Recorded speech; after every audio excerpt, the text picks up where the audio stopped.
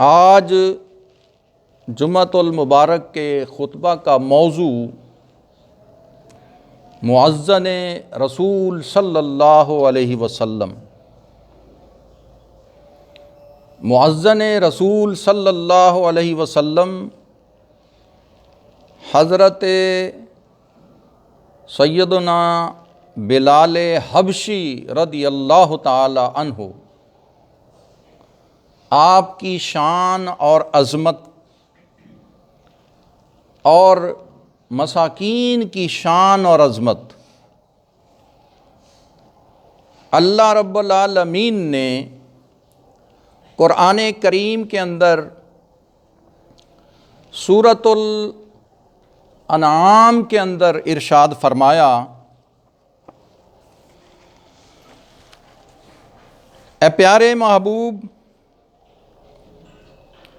وَلَا تَطْرُدِ الَّذِينَ يَدْعُونَ رَبَّهُمْ بِالْغَدَاةِ وَالْعَشِيِّ، اے پیارے محبوب، آپ ان لوگوں کو اپنے سے جدا نہ کریں، ان کو اپنے سے دور نہ کریں، وہ لوگ جو صبح اور شام اللہ کو یاد کرتے ہیں، یدعون ربہم، وہ اپنے رب کو یاد کرتے ہیں، بالغداۃ والعشی، صبح اور شام، یریدون وجہہ، اور وہ اس یاد سے اللہ کی رضا چاہتے ہیں، ما علیک من حسابہم من شیء، تو اے پیارے محبوب، آپ پر ان کا کوئی حساب و کتاب نہیں، یعنی ان کے نان و نفقہ کا، ان کے رزق کا اور ان کے اجر و ثواب کا آپ پر کوئی حساب و کتاب نہیں، بلکہ اللہ کے ذمے ہے۔ ان کا کھانا پینا، ان کا رزق اور ان کی عبادت پر اجر وہ اللہ کے ذمے ہے۔ وَمَا مِنْ حِسَابِكَ عَلَيْهِمْ مِنْ شَيْءٍ، اور نہ ہی ان پر آپ کا کوئی حساب و کتاب ہے۔ فَتَطْرُدُهُمْ فَتَكُونَ مِنَ الظَّالِمِينَ، اے پیارے محبوب، اگر آپ ان کو جدا کرتے ہیں تو پھر آپ نا انصافوں میں سے ہوں گے۔ اب محبوب علیہ السلام نے ان کو جدا نہیں کیا۔ یہ جو آیت مبارکہ سورۃ الانعام کی آیت نمبر 52، یہ سورۃ الانعام ہے اور آیت نمبر 52 ہے۔ اس آیت میں اللہ رب العالمین نے محبوب علیہ السلام کو اپنے آپ سے مساکین کو جدا نہ کرنے کا حکم دیا، منع کیا جدا کرنے سے۔ جو مساکین تھے آپ کے پاس بیٹھتے تھے، مفسرین نے لکھا ہے کہ وہ 4 یا 6 صحابہ کا نام ذکر فرماتے ہیں،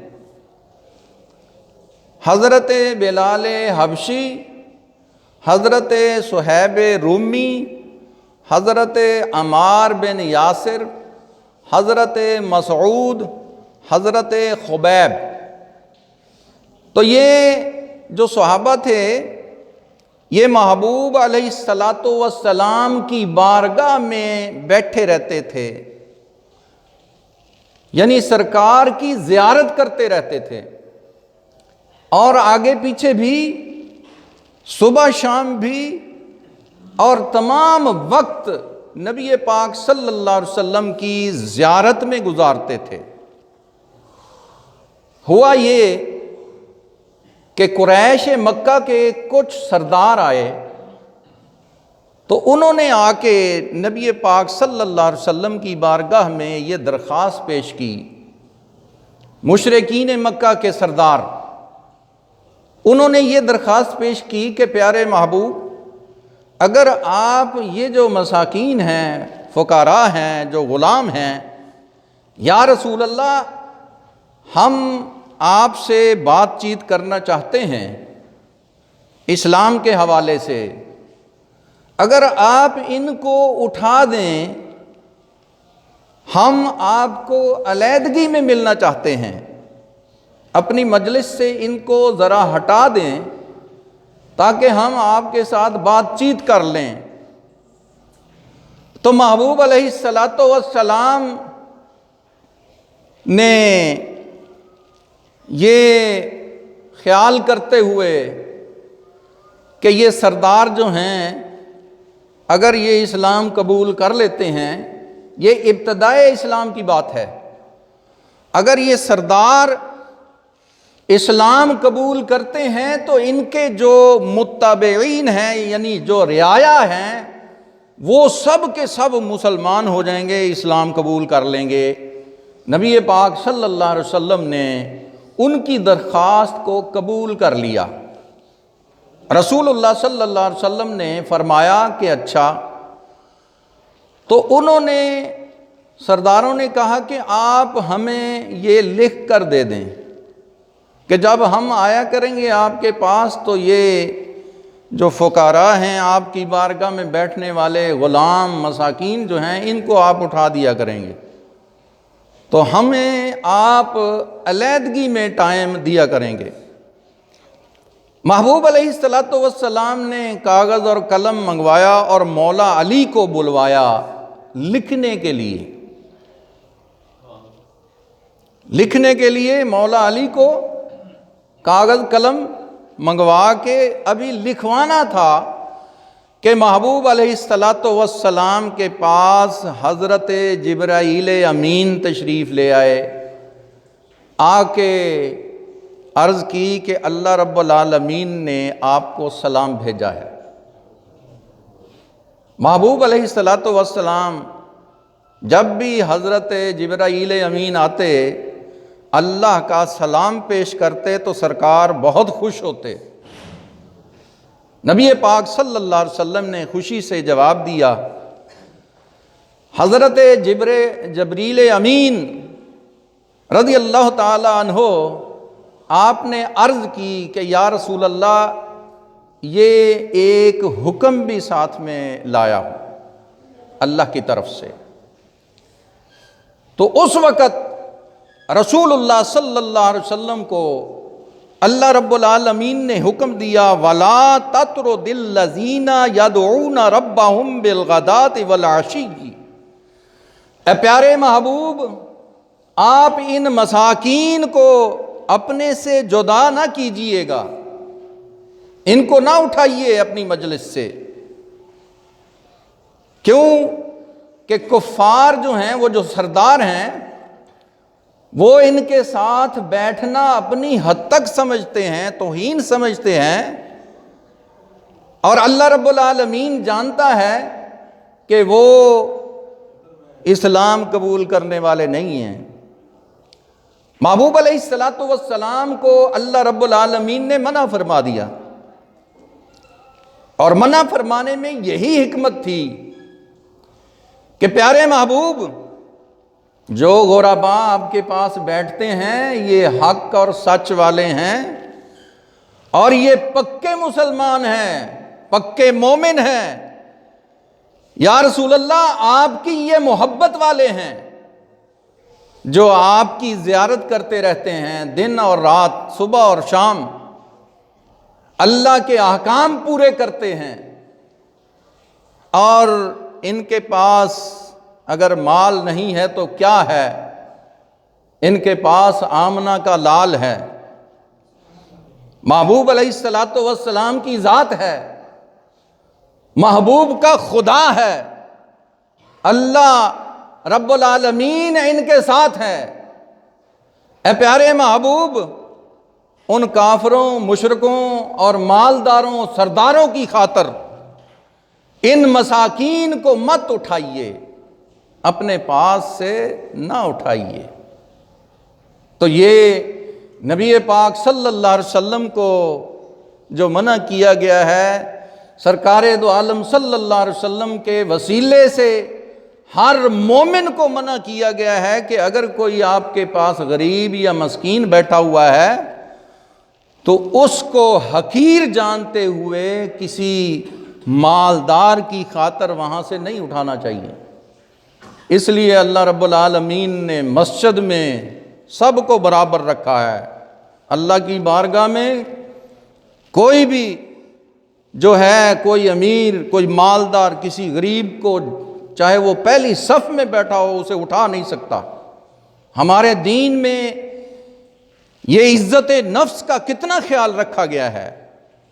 ہمارے دین نے، دین اسلام میں جو یہ تحقیر کا رویہ ہے، یعنی یہ تکبر کا رویہ جو ہے، یہ اسلام میں پسند نہیں کیا جاتا۔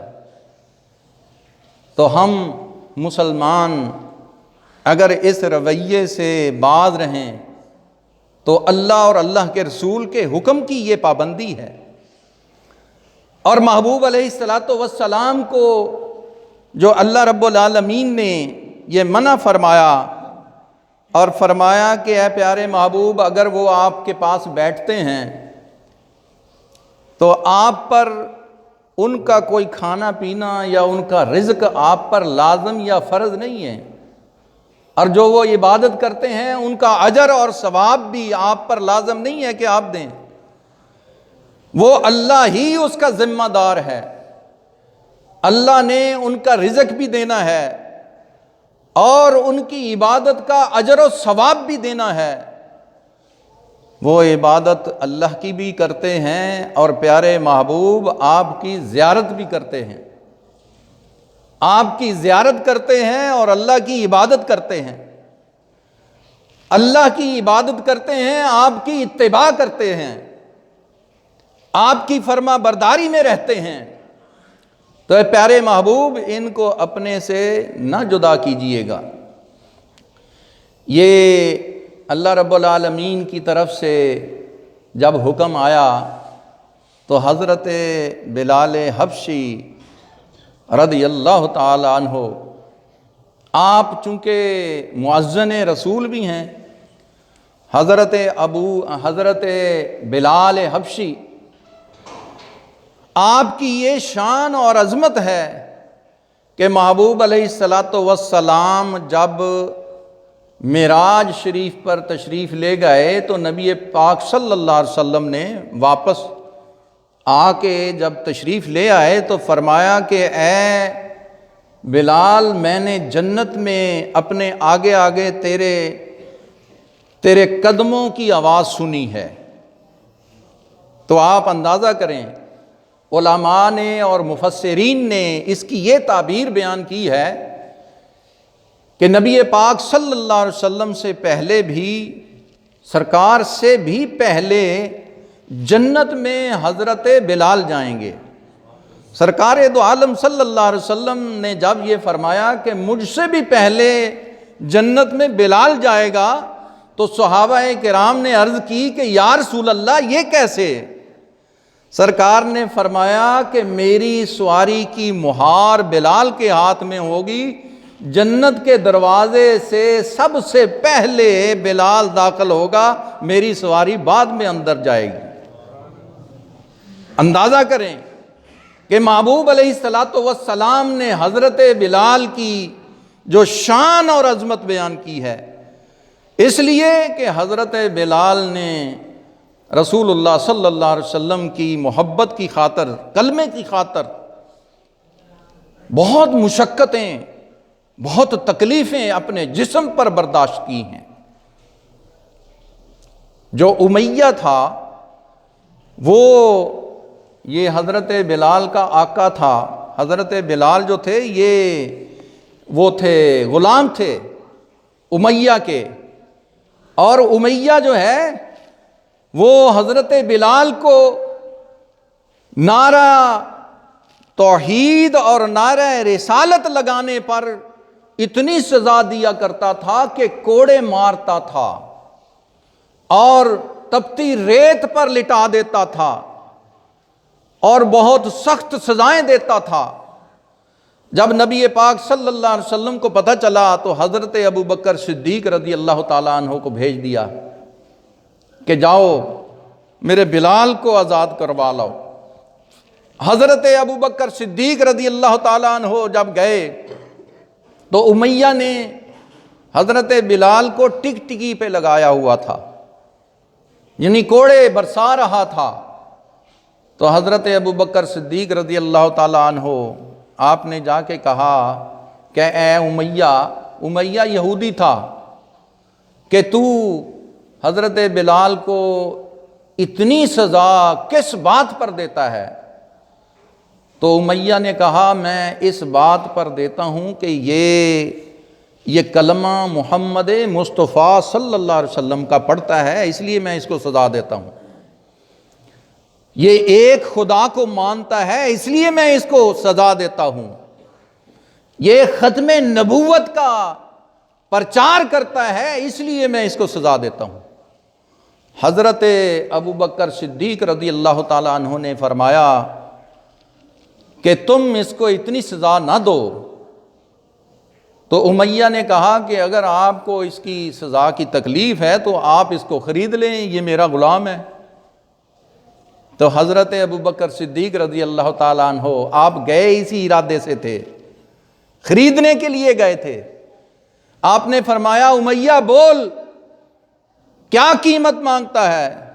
تو امیہ نے کہا 2000 دینار۔ تو حضرت ابو بکر صدیق رضی اللہ تعالیٰ عنہ نے فرمایا ٹھیک ہے۔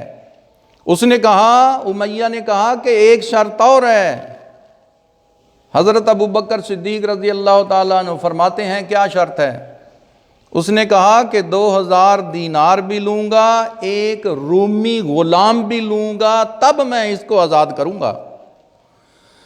حضرت ابو بکر صدیق رضی اللہ تعالیٰ عنہ نے کہا ٹھیک ہے، 2000 دینار بھی دیتا ہوں، رومی غلام بھی دیتا ہوں، حضرت بلال کو آزاد کر دے۔ امیہ ٹھٹھا لگا کر ہنسنے لگا۔ حضرت ابو بکر صدیق رضی اللہ تعالیٰ عنہ آپ نے پوچھا کہ کیوں ہنستا ہے؟ امیہ نے کہا کہ میں تو سمجھتا تھا کہ ابو بکر جیسا تاجر کوئی نہیں ہے دنیا میں، آپ نے اتنا گھاٹے کا سودا کیا کہ حبشی غلام کالا نکما نکارا اس کو خرید کے اتنا اعلیٰ رومی غلام بھی دیا، اور یہ اتنی زیادہ قیمت میں نے اسی لیے مانگی تھی کہ آپ اس کو چھوڑ کے چلے جائیں گے، میں نے اس لیے زیادہ قیمت مانگی تھی۔ تو آپ تو ایسا لگتا ہے کہ آپ تاجر نہیں ہیں، اجنبی ہیں، آپ کو تجارت نہیں آتی۔ حضرت ابو بکر صدیق رضی اللہ تعالیٰ عنہ فرماتے ہیں کہ اے امیہ تجھے کیا خبر تجارت کیا ہوتی ہے؟ میں نے یہ گھاٹے کا سودا نہیں کیا۔ آج میرے محبوب علیہ السلام مجھے حکم دیتے کہ جاؤ ابو بکر پوری دنیا خرید لاؤ، اور مجھے اللہ نے طاقت دی ہوتی تو میں پوری دنیا خرید کے اپنے آقا کے قدموں میں ڈال دیتا۔ تو یہ 2000 دینار کیا چیز ہے؟ تجھے کیا پتا امیہ کہ تجارت کیا چیز ہے، کہ میں نے اپنے آقا کے حکم پر یہ کر دیا ہے، تجھے کیا پتا آقا کیا ہوتا ہے؟ تو آپ حضرت ابو بکر صدیق رضی اللہ تعالیٰ عنہ جب آپ کو خرید کے آزاد کر کے نبی کریم صلی اللہ علیہ وسلم کی بارگاہ میں لے گئے تو رسول اللہ صلی اللہ علیہ وسلم رو پڑے۔ حضرت بلال کے جسم پر نشانات دیکھ کر رو پڑے، اور خود آپ کے اپنے ساتھ حضرت بلال کو لپٹا لیا۔ محبوب علیہ السلام نے جب بھی ڈال لی۔ آپ اندازہ کریں کہ حضرت بلال کی کیا شان ہوگی، جس کے دکھ کی وجہ سے محبوب علیہ السلام کی آنکھوں سے آنسو آ گئے۔ تو اندازہ کریں حضرت بلال کی کیا شان ہوگی۔ اللہ پاک ہمیں اصحاب رسول جیسا عشق عطا فرمائے، اور اللہ پاک محبوب علیہ الصلوۃ والسلام کے تمام صحابہ کی سیرت پہ ہمیں عمل کرنے کی توفیق عطا